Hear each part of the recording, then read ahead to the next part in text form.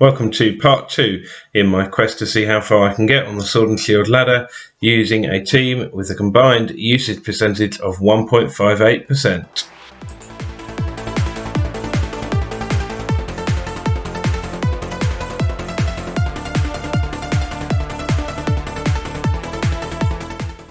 As you might have seen from the graphic there at the start, after the first 3 battles, I'm in the positive because I've got 2 wins and 1 loss. So we're going to get straight into the first battle today, and we'll see who this trainer is going to be against.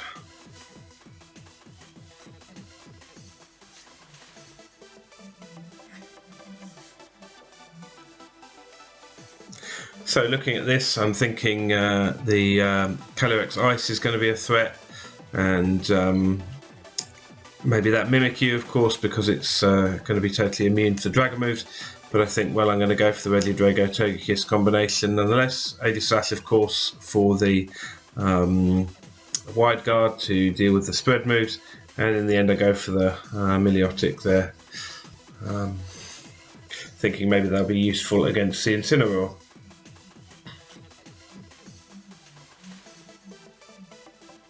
So as you can see, obviously gave my opponent more to think about than I had to think about in terms of choosing which Pokemon to bring. And here we go, starting out, first 2 Pokemon come out from my opponent, and at this point, as we'll see, here they come, and it's Mimikyu, which I'm thinking, oh no, that's problematic. But I think, well, I'm going to go for the Dragon Energy anyway to try and do the damage to Among Us, and I haven't really got any other attacks there. And then I'm going to use the Air Slash on the Mimikyu, at least to break that disguise, and then perhaps next turn to be able to maybe use a Hyper Beam or something else just to cause the damage there. So at this stage I'm quite happy. Among Us well under half health, but sadly they've got the Citrus, which means that they're going to not be able to be taken out next turn. Mimikyu's disguise breaks, and the Serene Grace Air Slash, as we'll see in a moment, is effective. But of course Spore causes the Togekiss to go to sleep, which is frustrating, and I decide, well, I haven't really got any option there actually, because neither of those moves affect the Mimikyu, but at least I've broken the Sash, so Togekiss is going to go away, and AD Slash is going to come out. Of course the Steel type move super effective, and thankfully Among Us protect. Not sure what they were expecting there, but of course turn where nothing really happens apart from the Trick Room, of course, being used. But AD Slash not the fastest, so that doesn't make too much difference really there. So again, that Spore really causing me a lot of trouble. Regidrago going to sleep, but the AD Slash thankfully is going to come out now and take out the Mimikyu. So I guess that's partly why I have the AD Slash, the Steel type, to cover for those Fairy types that Regidrago can't really do anything against. And as we're about to see, the Calyrex comes out, so I'm just in a very good position, at least with the AD Slash on the field with the Wide Guard, so I'm going to be able to use that. Hoping for the Dragon Energy, hoping the quick wake up, and the Wide Guard going to be used there to protect everything, which is good news.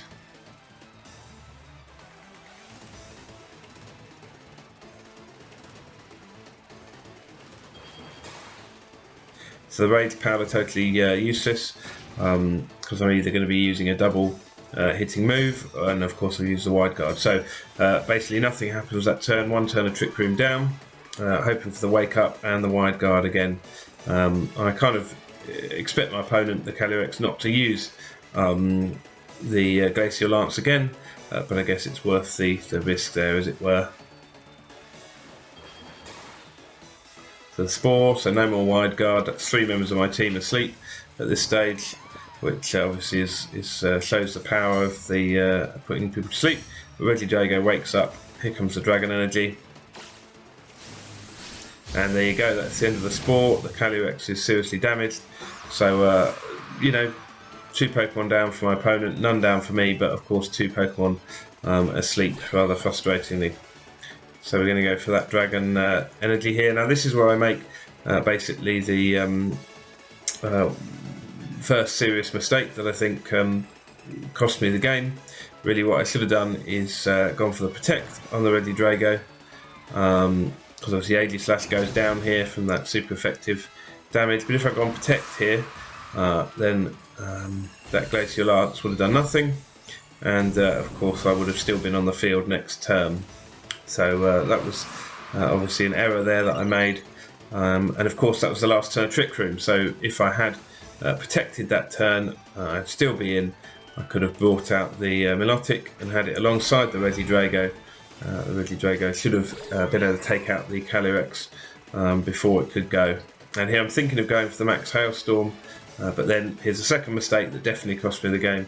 I go for the Max Geyser, and the Togekiss, obviously no choice to come out, hoping it's going to wake up and go first and get the Calyrex. So yeah, not protecting the Ready Drago for that last turn of Trick Room was a critical mistake, which, yeah, well, as we'll see in a moment, ended up costing me this game.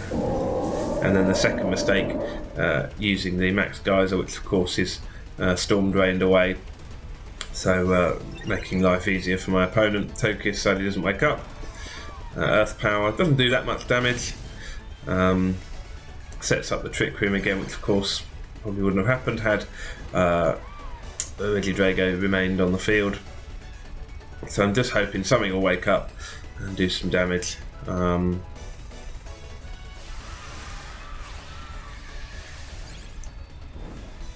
here the Gastrodon now Dynamaxing. So I've woken up and I'm hoping to use the Max Hailstorm. That shows how tough the Milotic is, taking those attacks pretty well. But yeah, really not in a good position. The Glacial Lance takes Togekiss right down to the sash, and Milotic survives on 1 hit point. So the Air Slash, again, probably the wrong choice there. Should have gone for the Calyrex, and that does hardly anything. And then of course I set up the Hail, which then knocks out both my 2 Pokemon. Not that I would have survived the next turn anyway, but yeah, there I think really just 2 silly mistakes of play, which you know, maybe I wouldn't have won, but absolutely did cost me the game, meaning I lost the Ready Drago, and then I didn't do the damage when I could with the Max Hailstorm. So on to battle 2. So going into this battle, I'm concerned about the Zacian. But I'm thinking, well, there's not necessarily anything that's going to be able to be too super effective on the Ready Drago, but I'm putting the Ho-Oh out first in order to hopefully take out that Zacian, and then the Luxray, and then a Togekiss and Ready Drago in the back. The Luxray really there, thinking be very good against the Poliwhirl, and the Vikavolt obviously shouldn't be too effective against it, so at least if I'm doing neutral to it, that'll be a good thing. So we'll see what they send out. So we have Toxtricity and the Rhyperior, and yeah, it's not a great situation there, potentially to start with, but I don't think it's worth going straight away for the Dynamax. I go for the Will-O-the-Wisp on the Ho-Oh there, just to try and blunt that Rhyperior, and of course the Psychic Fangs, that move that I really like on the Luxray, people don't seem to expect it, is going to be super effective on the Toxtricity. So I'm just hoping here I can avoid anything like Rock Slide, something like that, and be protected and doing quite well. So there you are, Rhyperior, Dynamaxing there. So I'm really hoping this Will-O-the-Wisp goes off. The Psychic Fangs from the Luxray takes him out in 1 hit, so that's very good. Probably unexpected, and Will-O-the-Wisp goes off, which is really a key move, I think, in this battle, because it means that that Max Roxfall is going to do significantly less damage. Now you can see probably would have taken her out there if not. But that's good, a turn of their Dynamax down, haven't lost a Pokemon. Have taken out one of theirs in turn, so again feeling reasonably good at this point. But of course still the Zacian, here comes the Zacian, and Obviously this is why I've got the Ho-Oh. The Sacred Fire going to go into that Zacian. And for the Luxray, at this point I'm thinking I want to start trying to clip down this Rhyperior, and of course I want to use the Psychic Fangs because that's going to be effective, whereas the Max Lightning obviously wouldn't be. So I think my opponent here probably makes a bit of an error with the Behemoth Blade. If they'd have gone into Ho-Oh, they might have knocked it out, and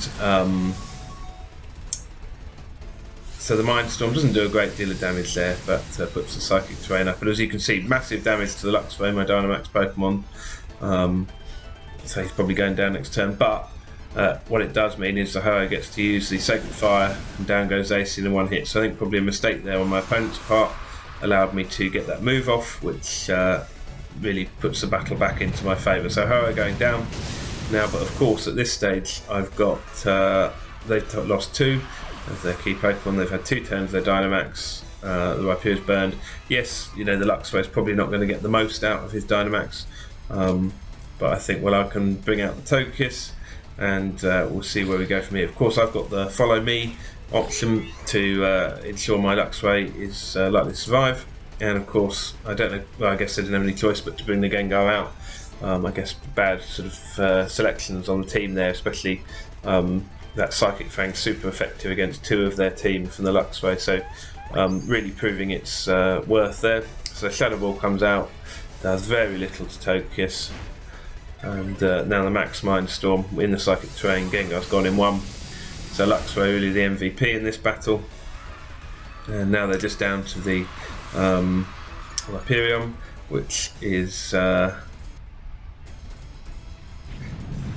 to do very little to the Togekiss, even though it's super effective. And I think that's some Togekiss bulkiness, and of course that really critical burn from Ho-Oh. So again, Ho-Oh did well, and the Luxray did really well. And of course still got Regidrago in the back. Togekiss going to use the Life Dew. I know it's going to go before the Rhyperior, so I can afford to just use the Max Mind Storm there. So at this stage I'm fairly certain I've won. I can just clip this Rhyperior down, but just to make sure I'm going to use the Life Dew, which will heal both up, meaning that very little chance that he's going to get a knockout on either. So the Earthquake, super effective but not enough. Again, that burn really critical. End of Dynamax, but of course one more of the Psychic Fangs, and that should finish us off there. And just to be sure, the Life Dew. But we go first, and there we go. So I think really my choice to go for the team building element of having the Psychic Fangs that they may not have expected, and my opponent's choice not to target the Ho-Oh, yeah, I think that was probably the key thing why I got the victory in that battle. So we'll move on to the third battle for today. So we're currently on 3 wins and 2 losses for the series, so that's a slim margin, but still over 50%, which is good, as we go into the final battle for today.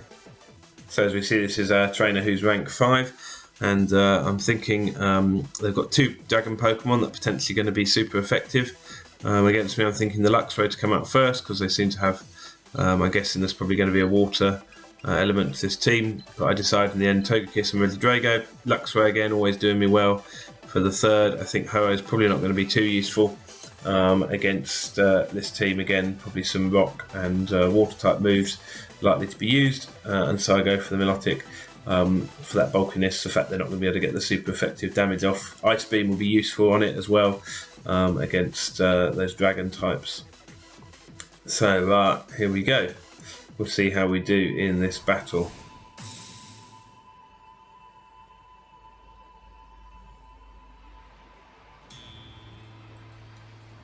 So I'm pretty happy really generally with how the Regidrago Togekiss combination works. It just does such a horrendous amount of damage really. If I can get 2 turns out of Togekiss, then usually I think I'm doing pretty well in the battle.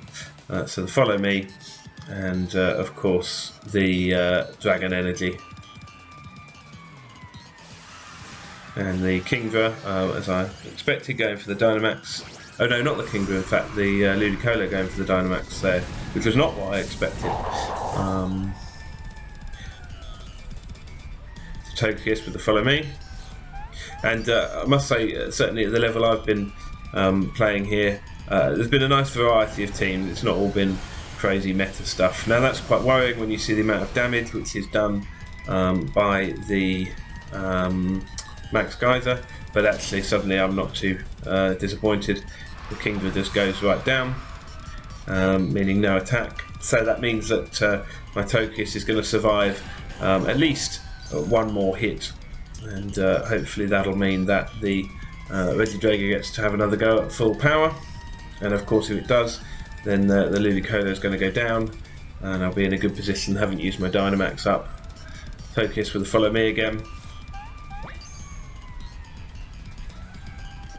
So of course, Dark Pulse diverted, and the Max Geyser. Now that's fortunate that their speed order was like that. Of course, if the Max Geyser had come first, then the Dark Pulse would have gone into Regidrago, which would have been fairly problematic. But Dragon Energy, that's now 3 Pokemon gone down for the loss of one of my own from that really powerful Dragon Energy.